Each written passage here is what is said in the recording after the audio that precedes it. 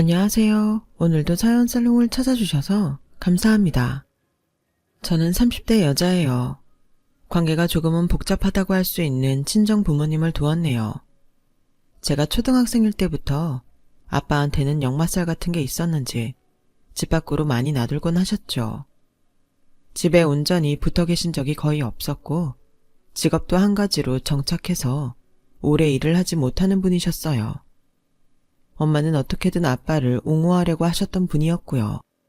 늘 가장의 무게를 지며 일을 하셨던 엄마는 공장을 전전하시다가 지인분의 소개로 반찬 가게에서 일을 시작했어요. 잘 되는 집은 아니었지만 인력이 워낙 적었다 보니까 엄마는 늘 바쁘게 일을 하셨는데 그 고되고 힘든 마음을 기댈 때가 필요하셨었나 봅니다. 그곳에 단골 손님이셨던 어떤 아저씨와 꽤 각별한 관계가 되셨어요.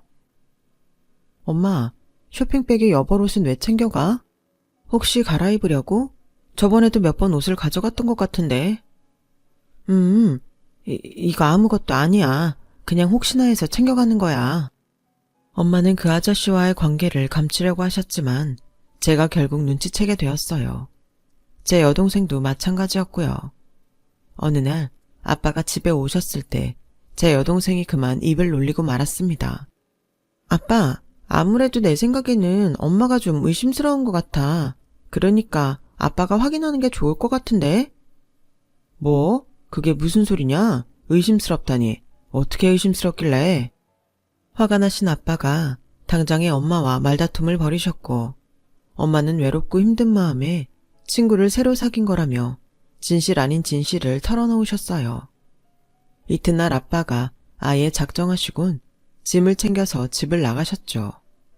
엄청 충격적이었죠. 원래도 두문분출하시는 분이었다고는 하지만 이미 가장의 역할을 오래전에 그만두신 분이었어도 어쨌든 아빠였으니까요.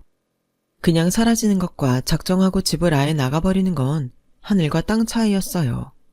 그래서 여동생은 자기가 말실수를 괜히 했다며 울고불고 후회를 해댔었네요. 결국 저희 부모님께서는 그 일이 도화선이 되어서 이혼을 하셨어요. 저희 자매는 엄마가 그 아저씨와 본격적으로 만나실 거라고 남몰래 예상을 했었으나 의외의 결과가 나왔죠. 오히려 엄마는 그 아저씨와 완전히 정리를 하셨고 이혼의 후유증으로 많이 힘들어 하셨네요. 제 마음도 복잡했었는지 저는 수능을 완전히 망쳤어요. 욕심 같아서는 재수를 하고 싶었으나 상황상 대학 진학을 포기하였죠.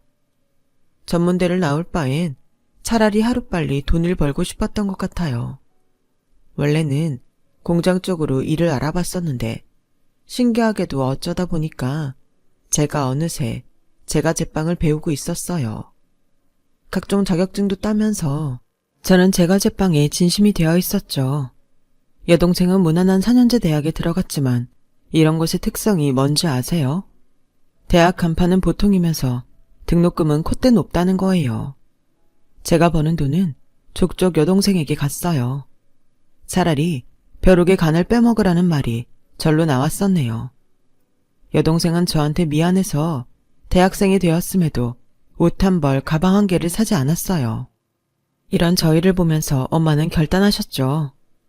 언제까지 남의 돈이나 벌어주면서 지낼 순 없겠구나. 내가 우리 딸들의 미래를 생각한다면 두려워하지 말고 내 반찬 가게를 차려야겠어. 뭐? 엄마가 그럼 사장님이 되겠다고?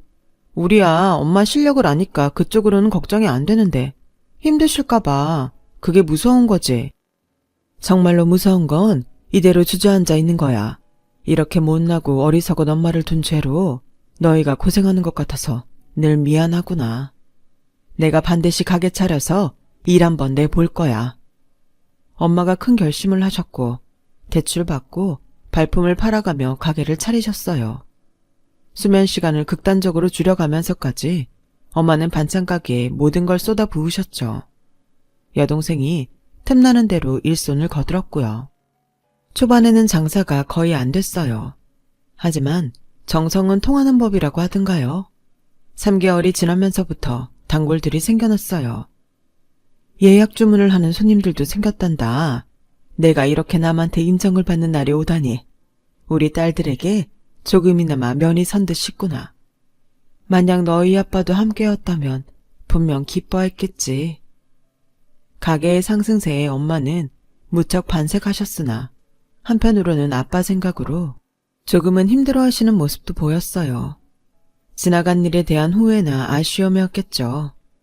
반찬 가게의 선전으로 저는 전보다 더욱 집중하며 제 꿈을 향해 나아갔죠. 그러던 중에 만나 결혼까지 가게 된 인연이 있었어요. 정말 우연히 다리가 놓아져서 안면을 트게 된 사이였는데 만나다 보니까 친해졌고 사귀게 되었어요. 그러다가 나중에는 결혼 얘기까지 나왔던 것이고요. 이 과정이 결코 녹록하지는 않았답니다. 제 배경은 별로였지만 남편은 의사였으니까요.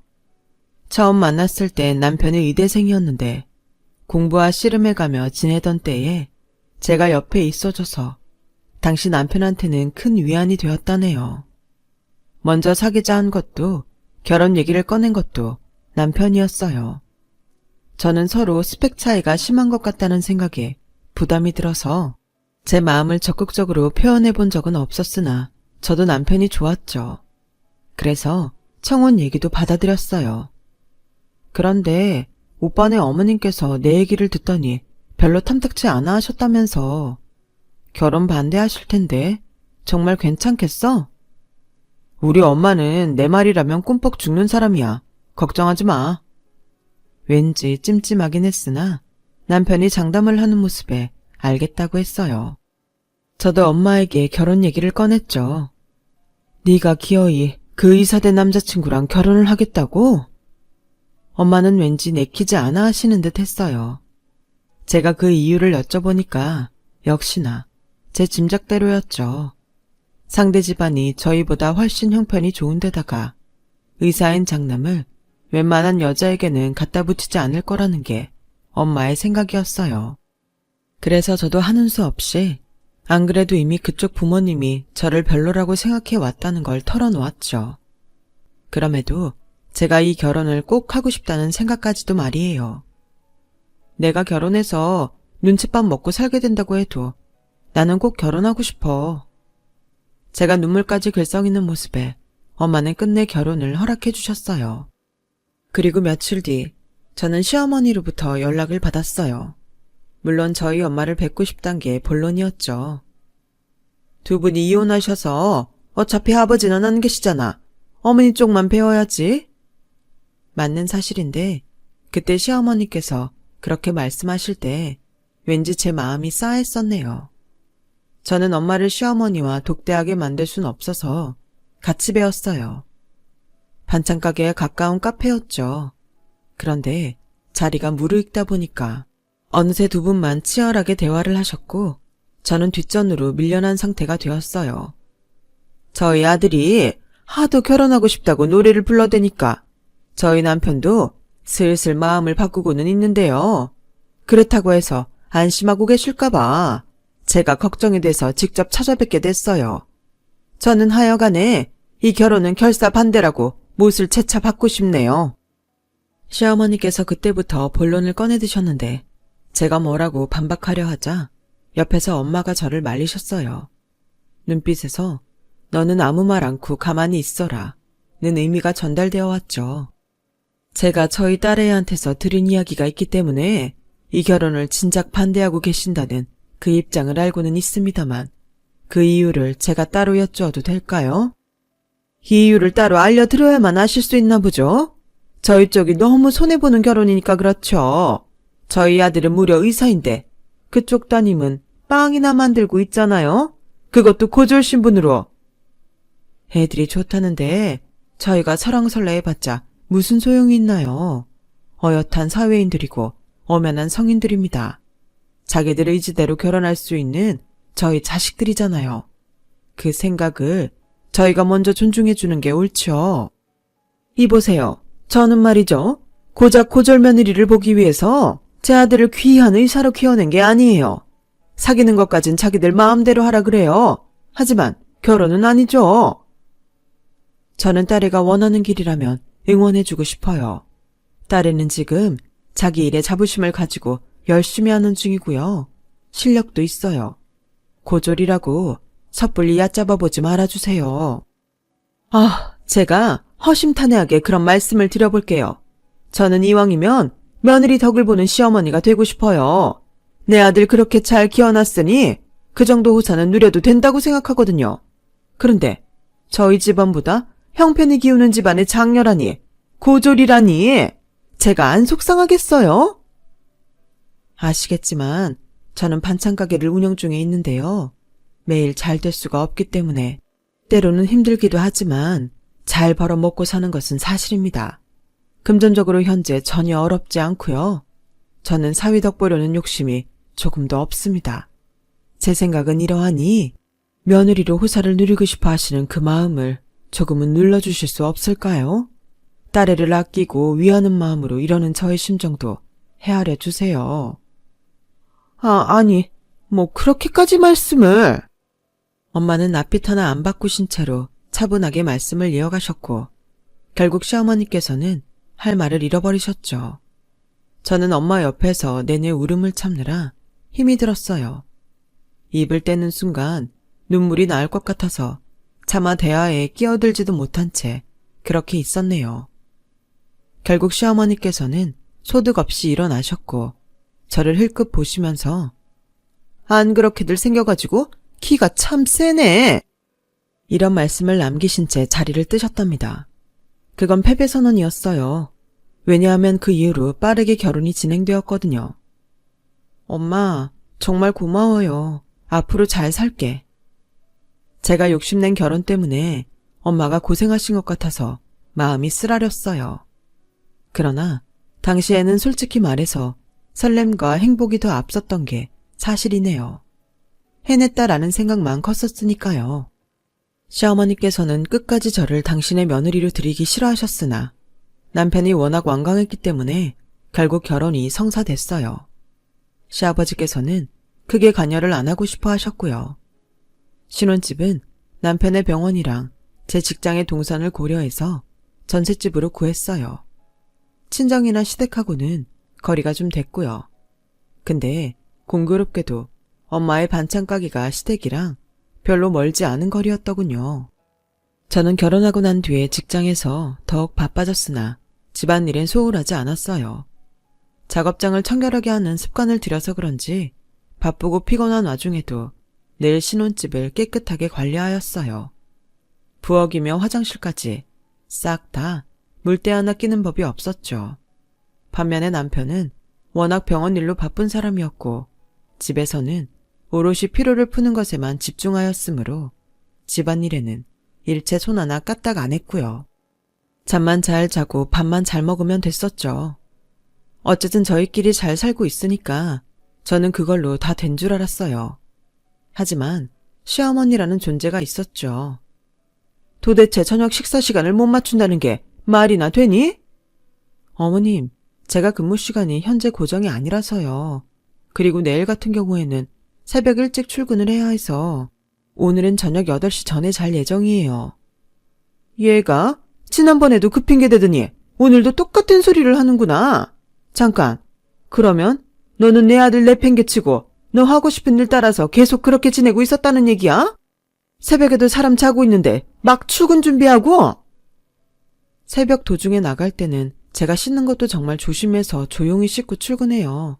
충분히 신경 쓰고 있습니다. 말하는 소리 들어보니까 영 못 믿어온데 너 혹시 내 아들 밥도 매번 안 차려주는 거니?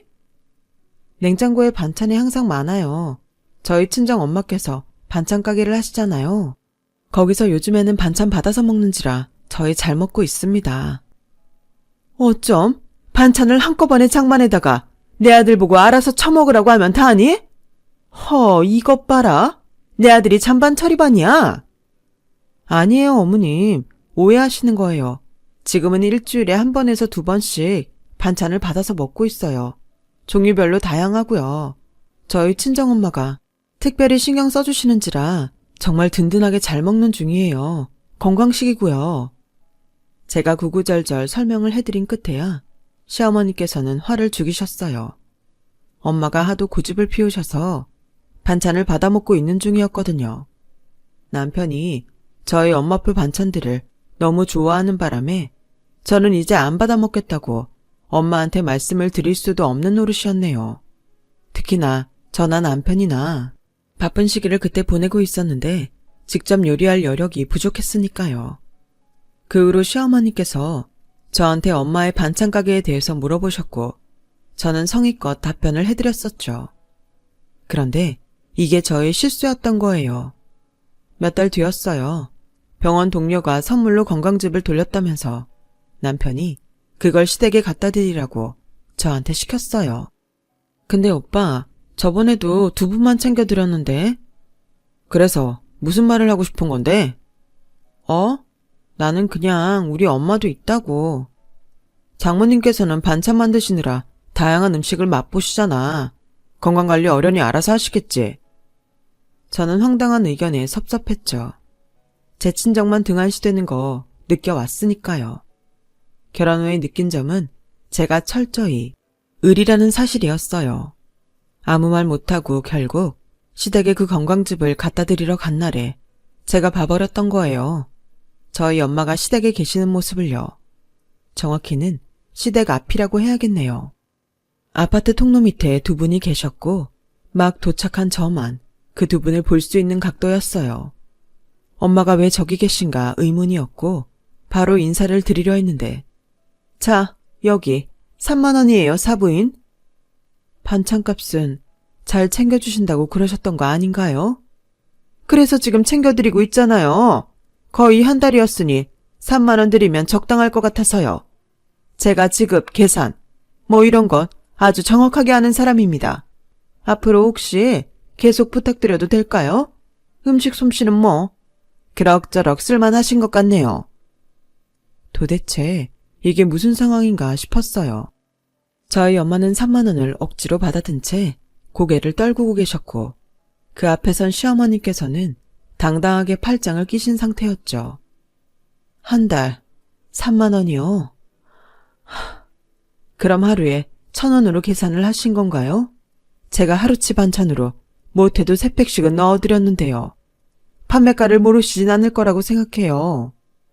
어머, 사부인, 융통성 없게 왜 이러세요? 어차피 가게에 늘 있는 반찬들이잖아요.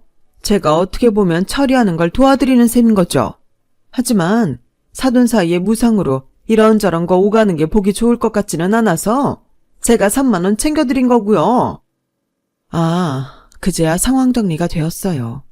시어머니는 저희 엄마에게 매일 반찬을 요구하셨고 그 대가로 꼴랑 한 달 3만 원을 지불하신 거였죠. 그때 제 시야에 들어온 것은 제가 손에 쥐고 있었던 건강즙 쇼핑백이었어요. 남편의 심부름으로 시댁에 전달될 건강즙을 보는데 갑자기 제 마음이 차갑게 식더군요. 이게 다 뭐하는 짓인가 싶었어요. 이렇게까지 해서 영위해야 할 결혼 생활인가? 그만큼 남편을 사랑하나? 질문에 답을 할 자신이 없더군요. 미칠 것 같았어요. 착잡하게 있던 제 귀에 엄마의 목소리가 다시 들려왔죠. 저한테 퇴근하는 길에 매일 여기 들러서 반찬을 주고 가라 하셨죠. 반찬 종류는 다양하게 부탁한다 하셨고요. 한 달 동안 오만 신경 써가면서 발에 땀나게 움직인 대가가 3만 원. 솔직히 지금 심경이 좀 복잡합니다. 엄마의 말에 제 억장이 무너져 내렸어요. 이런 일들이 있었다니. 복잡한데 그래서 뭐요? 저희 같은 집안에 감히 며느리로 들어온 고졸 딸내미 생각해서라도 사부인께서는 판단 잘 하셔야죠. 그건 그렇고 어제 계란말이는 좀 퍽퍽하더라. 시어머니 깔깔 웃는 소리가 귀에 들려온 순간 저는 싸늘하게 식어버린 가슴으로 모습을 드러냈어요. 작작하시죠, 어머님? 너무 추하시네요. 깜짝이야. 네가 지금 여기 왜 있어? 사부인께서 이거 일부러 의도한 상황이죠? 참나, 얄팍한 수 쓰기는. 어머님, 개소리 마세요. 저는 여기 오고 나서야 엄마가 계시는 걸 알았는데요. 반찬 이야기도 지금 처음 안 거고요. 제 등장에 깜짝 놀라셨던 엄마는 이어진 제 언행에 더욱 기겁하셨죠. 하지만 시어머니보단 안 놀라신 것 같았어요. 저를 보는 시어머니의 안색이 금세 파리해졌으니까요. 너, 니까지게? 나한테 어디 건방지게 말을 그따위로 해대? 머리에 든 것 없고 능력 없는 고졸 주제에 내 잘난 의사 아들 채가니까 아주 기세가 등등한가 보지? 내가 너 이럴 줄 알았지. 근본 하나 없는 못 배운 천한 집안 내가 처음부터 알아봤기에 반대를 했던 건데. 그러게요. 반대를 좀 더 열심히 해주시지. 어머님의 노력이 부족했기 때문에 결국 결혼까지 왔던 거잖아요. 따지고 보면 어머님의 탓이 크네요. 너 아주 미쳤구나. 앞으로 내가 시집살이로 목이 졸려봐야 정신을 차리겠니? 어디 감히 시어머니한테 며느리가? 너 당장 무릎 꿇어. 제가 왜요? 나 이제 그쪽 며느리 안 할 건데? 그쪽은 이제 내 시어머니 아니야. 반찬값도 내기 싫어서 구질구질하게 구는 볼성사 나온 아줌마일 뿐이지. 뭐? 그쪽? 아줌마? 아이고야. 시어머니, 아니 아줌마는 뒷목을 잡고 쓰러지는 신용을 하였고 저는 어리 빠져있는 엄마를 잡아 끌었어요. 엄마, 우리는 이만 가자. 저 아줌마가 쓰러지든지 말든지 알아서 하게 놔두고. 무슨 정신으로 친정집까지 갔는지 모르겠어요. 마주보고 앉아서 많은 대화를 나누었는데도 엄마도 저도 끝내 눈물바람이었죠. 그 아줌마가 부당한 요구를 하는 걸 엄마도 알고 계셨지만 제 결혼 생활이 평탄하길 바라셔서 꾹 참으셨대요. 그리고 그 아줌마가 반찬값은 잘 챙겨준다는 말을 했었기 때문에 엄마는 철석같이 그걸 믿었던 거고요. 그런데 사람을 모욕한 거죠. 그동안 참 속상했었는데 그래도 널 생각해서 참았지. 하지만 지금 보니까 숨긴 게 내 잘못 같구나. 면목이 없어. 엄마가 왜 사과를 해? 미안해 하지 마. 그리고 아까 들었죠? 나 이혼할 거야. 엄마가 이런 멸시를 당했다니. 더 이상 그딴 집안의 일원으로 살기 싫어. 뭐? 아까 홧김에 한 소리가 아니었던 거야? 하지만 네가 어떻게 이 결혼을 했는데? 너 설마 윤서방이랑 행복하지 않은 거였니? 엄마한테 차마 티는 못 냈지만 맞아. 별로 행복하지 않아. 내가 그렸던 결혼 생활과는 많이 다른 현실이거든. 헛된 망상을 하면서 이상한 꿈을 꾸고 있었던 것 같아. 이제 꿈에서 깨어나야지. 깨어나서 우리 가족한테 더 잘하면서 살래. 한순간 감정에 치우쳐서 억지로 결혼까지 했던 거. 엄마한테 정말 죄송해요. 이런 딸이라서 미안해. 앞으로 더 잘할게. 내가 박복해서 네가 나를 닮아서 너마저 이혼이란 걸 하게 되는 것 같아서 엄마는 정말 어떻게 해야 할지 모르겠다. 하지만 네가 진정한 행복을 찾아서 너를 위한 선택을 내렸으면 해. 그간 소가리를 해오신 엄마한테 이루 말할 수 없을 정도로 죄스러웠어요. 저는 남편한테 이혼 선언을 했죠. 너 정말 웃긴다. 네가 뭔데 나한테 먼저 이혼을 하자고 그러는 거야? 그런 말은 해도 내가 하는 거야. 오빠는 역시 나를 자기 비위 맞춰주는 편한 사람 정도로만 보고 있었나 보네. 이런 순간에도 그딴 헛소리나 하는 걸 보면 말이야. 잔말 말고 이혼하자. 나에 비해서 오빠가 더 잃을 거 많은 사람인 거 알지? 괜히 이상한 소문나는 꼴 보고 싶지 않으면 순순히 이혼하자고. 남편이 붕괴하였지만 오히려 그 자존심 때문에 원활한 이혼이 가능했던 것 같아요. 제가 고분고분하고 성실해서 마음에 들었건만 정말 실망이라나 뭘하나. 남편은 그런 어이없는 마지막 말을 남긴 채 저와 갈라섰어요. 이 과정에서도 그 아줌마가 끼어들어서 어찌나 시끄럽게 상황을 들들 볶았었는지 몰라요. 어쨌든 깔끔한 합의 이혼으로 마무리됐다니 다행이었죠. 고졸 빵쟁이 주제에 끝까지 으스대기는 변변찮은 빽 하나 없고 집안도 볼품없는데 고고한 척은 더럽게 잘하네. 내 앞길이 얼마나 볼품없을지 내가 기대해주마. 그 아줌마는 악독한 성정에 걸맞게 저한테 화려한 마지막 멘트를 남겨주었죠. 저는 못 들은 척 무시했어요. 완전히 남남이 된 마당에 기대하기는 뭘 기대해요. 어이없었죠. 하지만 저에게도 일련의 상황들을 겪은 건 정말 큰 타격이었고 마음을 추슬러야 했어요. 엄마도 마찬가지였고요. 바로 그때 아주 놀라운 일이 벌어졌답니다. 결혼식장에서 마지막으로 보고 잘 살 거라고 믿어 의심치 않았는데 이혼이라니 이게 무슨 일이야? 제 소식을 접한 아빠가 오신 건데요. 그냥 오신 게 아니었어요. 저희 가족 곁으로 완전히 돌아오실 요량이셨거든요. 심신이 지쳐 있었던 엄마는 반찬가게 운영에도 벅참을 느끼셨고 그 모습을 지켜보던 여동생이 몰래 아빠한테 연락해서 그걸 다 말했던 거예요. 그래서 아빠는 여동생을 통해 상황 보고를 받고 계셨는데 그러던 중에 제가 이혼을 한다는 소식을 들으셨고 엄마까지 얽혀서 사돈 집안하고 대판 싸웠다는 것도 아셨어요. 예나 지금이나 입이 가벼운 여동생 덕분에 저희 가족은 다시 하나가 되었네요. 참 아이러니하죠? 아빠는 엄마와 다시 대화를 시작하셨고 두 분은 금세 재결합을 원하게 되셨어요. 아빠가 돌아와서 다시 내 식구가 된 것만으로도 놀라웠는데 더한 사실은 바로 아빠가 재력가가 되어 계셨단 점이었어요. 옛날부터 범상치 않은 분이시긴 했지만 주식 투자에 귀재가 되실 거라고는 상상하지 못했네요. 지난 세월 많은 생각을 했다. 우리는 결국 가족일 수밖에 없더구나. 이 사실은 죽었다 깨어나도 바뀔 수 없는 것이었어. 앞으로는 쭉 함께 지내자. 아빠는 과거 엄마의 실수를 지난 시간으로 되었다며 완전히 용서해 주셨고 또 스스로의 지난 과오 또한 엄마에게 용서를 비셨어요. 앞으로 저희 네 식구는 모든 희노애락을 함께하기로 다짐했고요. 가장 먼저 한 일은 본격적인 엄마의 반찬가게 확장이었어요. 요컨대 아빠의 투자였죠. 보다 공격적인 마케팅을 시도하였고 온라인 홍보와 단체 주문 시스템을 만들어서 규모를 불려나갔어요. 대학 졸업을 하고도 엄마의 일손을 도우며 지냈던 여동생은 부모님과 상의를 거친 끝에 사무 자격증을 몇 개 따서 취업에 성공했어요. 여동생이 직장 생활을 하고 싶어 했던 것을 부모님은 꿰뚫고 계셨던 거죠.